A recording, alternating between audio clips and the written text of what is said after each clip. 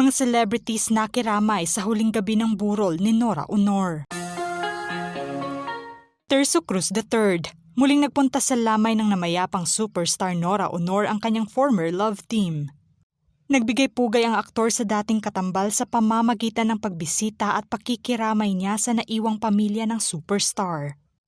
Lubusang ikinalungkot niya ang pagkamatay ng kaibigan. Ang tambalan noon ng dalawa ay sobrang pinusuan ng mga Pilipino. Kung matatandaan naman na taong 2023 nang inamin ni Ate Guy na ang aktor ang kanyang greatest love at taong 1970 naman ay nagbigay ng regalo ang aktor para kay Ate Guy ng walking doll na pinangalanan niyang Maria Leonora Teresa na siyang simbolo ng pag-iibigan nila bilang love team. Judy Ann Santos and Ryan Agoncillo. Nagpunta naman sa huling araw ng lamay ang mag-asawang Judy Ann at Ryan. Nagbigay pugay ang couple sa yumaong superstar at nakiramay sa pamilya nito. Nag-iwan naman ng nakakaantig na mensahe si Judy Ann at sinabi niya na wala na umanong pwedeng maging superstar kundi si Ate Guy lamang. Napakalaki umano ng naitulong niya at gumawa ito ng paraan para sa kanilang ibang artista. At nagkaroon umano ng pangarap ang maraming tao dahil sa pagtaguyod niya sa industriya. Sa kanyang Instagram post naman ay saludo siya sa iniwang kontribusyon ng superstar sa industriya. Sa kanyang mensahe, nakakatulalang isipin ang pagkawala mo sa industriyang pinalawak mo. Isa sa pinakamakumbaba, pinakahinahangaan ng nakararami, aming national artist. Maraming salamat sa napakalaking ambag mo sa mundong minahal at inakap mo ng buong buo. Paalam sa aming nag-iisang superstar, mahal na mahal ka namin.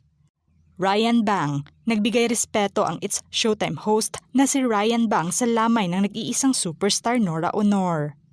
Bumisita ito pang makiramay sa naiwang pamilya ng superstar at kasama naman niya ang fiancé na si Paula Huyong. Kahit pa man wala silang personal na interaksyon at koneksyon sa namayapang superstar, alam pa rin niya kung gaano ka-impluwensya ito sa mundo ng showbiz. Kokoy Laurel, naispata naman sa huling araw ng lamay ang former on-screen partner at sobrang malapit na kaibigan ni Ate Guy na si Kokoy Laurel. Sa kabila pa man na mayroong pinagdaraanan ang kanilang pamilya kung saan nawalan rin sila ng mahal sa buhay nitong nakaraang araw, pinuri ng mga netizens ang pagbibigay respeto pa rin niya sa kaibigan. Kinantahan naman niya ang namayapang kaibigan kung saan kinanta niya ang sikat na Lollipops and Roses na parehong kinanta nila together noong araw. Taong 1970s nang magtambal ang dalawa sa mga pelikulang Lollipops and Roses, Impossible Dream at Burong Talangka. Boots Anson Roa, nagpunta naman sa huling araw ng lamay ng superstar ang kaibigang veteranang aktres na si Boots Anson Roa. Ikinalungkot din ng veteranang aktres ang pagpanaw ng kaibigan at nagbigay pugay sa iniwang ligasiya ng superstar. Cheryl Cruz, bumisita naman sa huling araw ng lamay ng superstar ang kapuso actress. Nagbigay pugay siya sa legasiya nito sa industriya. Matatanda ang nagkatrabaho ang dalawa noon sa Lilit Matias Attorney at Law sa GMA7. Inamin niya na sobrang bait umano ng superstar sa lahat ng mga fans niya na gusto siyang masilayan. Sobrang starstruck pa raw siya noong sila ay nagkatrabaho, kaya hindi umano niya malilimutan ang espesyal na pagsasama nila ng superstar. Boy Abunda, opisyal naman na bumisita si Tito Boy Abunda sa huling araw ng lamay ng superstar. Nabigyan din siya ng oportunidad na makausap sa pamamagitan ng interview ang 5 mga anak ng superstar.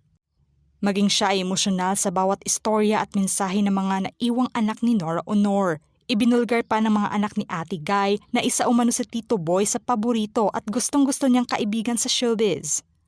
Inilahad rin niya na bago pa man ito pumanaw ay nagkaroon pa sila ng pag-uusap at klase-klaseng pag-uusap umano ang nangyari. Nagbigay pugay rin si Tito Boy sa iniwang ligasiya ng nag-iisang superstar. Sharon Cuneta, bumisita naman sa lamay ng superstar si megastar Sharon Cuneta nitong araw ng Linggo, kung saan kasama niya ang asawang si Kiko Pangilinan. Sobrang ikinalungkot ng aktres ang pagpanaw ng isa sa mga haligi ng industriya. Sa panayam kay megastar, noon pa man ay gusto niya nang makatrabaho ito, ngunit hindi nga ito nangyari. Aniya, it's an end of a golden era in the industry kasi nag-iisa lang talaga si Ate Guy. The original and one and only superstar, lahat kami gusto namin maging katulad niya. Natutuwa ako na she became a national artist, habang she had time to enjoy the honor and she was so deserving of it. It's a very big loss to the industry.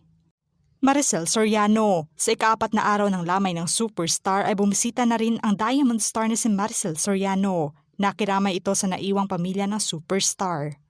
Pansin naman na sobrang malungkot ang aktres habang kausap at kayakap nito si Lotlot de Leon.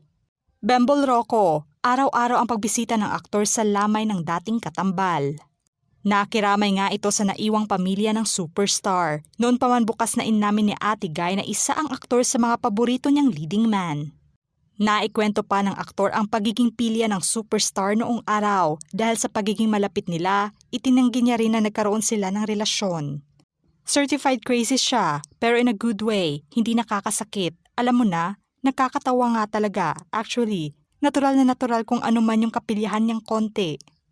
Hindi pa rin daw siya makakapaniwala na wala ng isa sa mga malapit niyang kaibigan. Celia Rodriguez, nakiramay naman sa huling araw ng lamay ang bitiranang aktres. Binigyang pugay rin niya ang iniwang ligasiya ng namayapang superstar. Chanda Romero, nakiramay din ang bitiranang aktres na namayapang superstar at nagpunta sa huling araw ng lamay. Inilarawan naman niyang napaka-humble at generous umano nito. Nagkasama naman sila paminsan-minsan. Kaya nakilala niya rin ito ng personal. Maswerte umano siya dahil na-witness niya ang pagiging great ng nag-iisang Nora Aunor. Tessie Tomas, nakiramay naman ang bitiranang aktres sa lamay ng superstar upang magbigay pugay sa nag-iisang Nora Aunor. Noon pa man ay fan na rin siya sa lahat ng mga proyekto nito. Pinusuan niya rin ang pagiging natural actress ng superstar.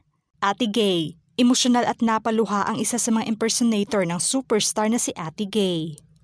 Bumisita nga ito sa lamay ng superstar kung saan nagbigay tribute naman siya sa pamamagitan ng sikat na awitin ng superstar. Sobrang nagpapasalamat umano siya sa superstar dahil sa kanya ay naikot niya ang buong mundo sa pamamagitan ng kanyang pagpapatawa at panggagaya.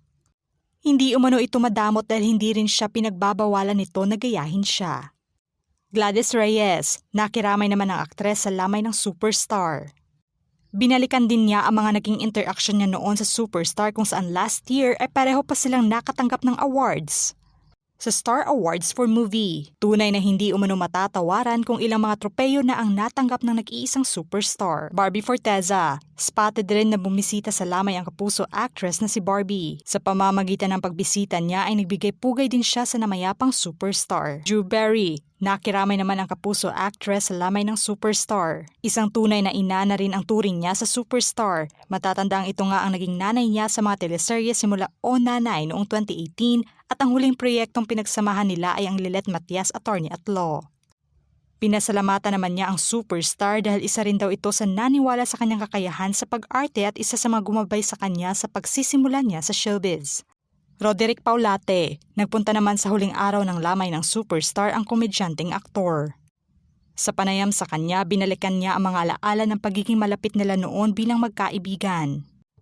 Gusto kong maalala na mabuting kaibigan si Guy. Lagi ko ngang binibiro na sasabihin ko na yung trait niya, kaibigan na selosa.